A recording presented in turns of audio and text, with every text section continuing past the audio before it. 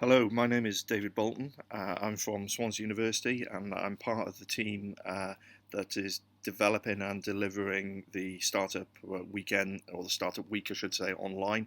I'd like to take the opportunity to welcome you all. This is just going to be a really short video about how to use Zoom and some of the do's and don'ts. So we'll start with the do's and don'ts. Firstly, everybody should be respectful to everybody else. I think that is a key one. It's important that as we're interacting together, that everybody has the opportunity to discuss. However, being kind is the top priority here. Secondly, when you come in, you will be muted, and we'd like you to remain muted unless you are invited to contribute. Reasons behind this is that with many people online, there can be a lot of background noise, and it can be quite distracting for other people and for the presenters. So we're going to be using Zoom as a platform to deliver the sessions this week. Many of you may have used Zoom before, but I'm just going to do a quick run through of how some of the buttons actually work and how you can control things. So firstly, at the top left hand corner here are information buttons. You won't need to do anything with these. These will just tell you details of what the session is and passwords and so on. You'll already have these beforehand.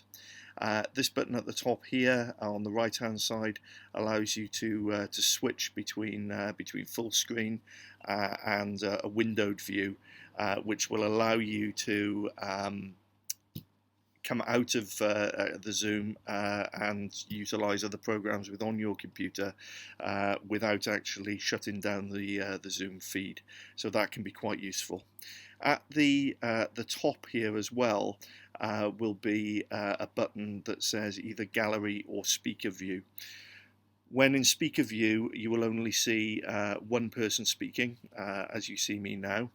On gallery view, as I can show you in a second, that is the sort of screen that you will have with a number of people on there. And the person that is speaking, as you can see here, Stephen, will have a yellow box around him.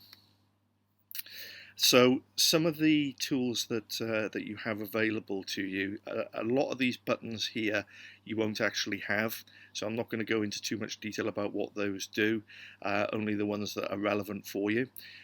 Firstly, here you have the mute and the unmute button. It will be set to mute when you first log in, but you can use this button to unmute yourself when you are contributing to the sessions. You also have the ability here to start and stop video. So this is particularly useful if you need to move away from your computer for the time being. It will actually stop the video and allow you to be anonymous. Security you won't have. The next part here is participants. If I click on this, you can only see me here at the moment. However, there will be a list here of people who are participating in the particular session that you're in. These buttons here will allow you to answer yes or no. There will also be a button here that says raise hand, which gives you the opportunity to answer a question.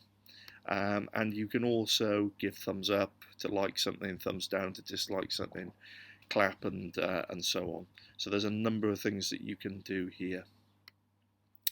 There's also a chat function, and the chat function will be moderated by one of the co-hosts.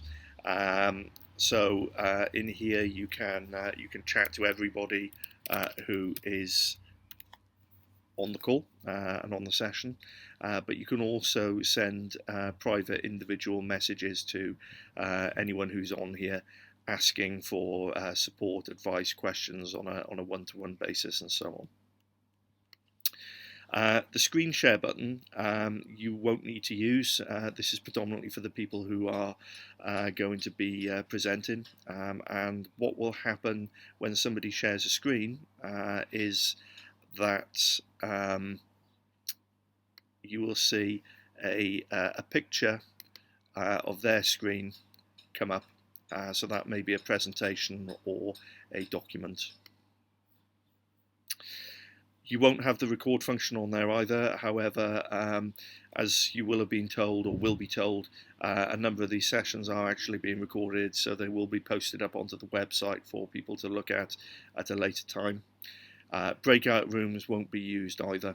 You will have this reactions button, and what the reactions button allows you to do is to put an icon next door to your picture, useful particularly in gallery view to show whether you like something. As you can see, little thumbs up there,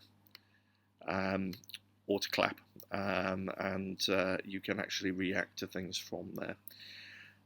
It's a very simple system, and I'm sure that you won't have any problems with it.